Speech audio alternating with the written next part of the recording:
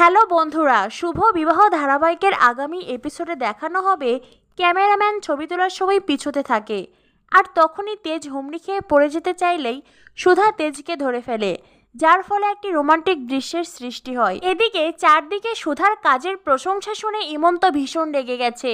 ইমন সুধাকে বলে নিজেকে আমার সঙ্গে তুলনা করার ভুল আর কোনো দিন করবে না। সুধা বলে আমি তো শুধু আমার কর্তব্যটুকু পালন করেছি টাকার জন্য। ইমন বলে কোনো টাকা ফাঁকা হবে না, যাও এখান থেকে। এদিকে তেজের ঠাম্মি তেজকে বলে কাল সুধার সঙ্গে তোমার আশীর্বাদ দাদুভাই।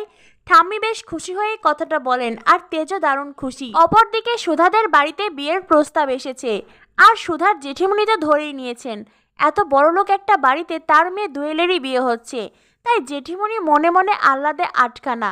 আর সেই জন্যই বুঝি সুধার জন্য কাতলাকেই তিনি ঠিক করলেন।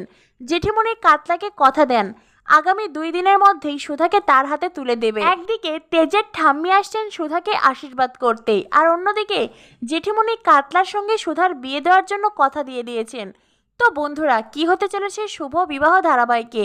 পরবর্তী আপডেট পেতে আমাদের সাথেই থাকো। ধন্যবাদ সবাইকে।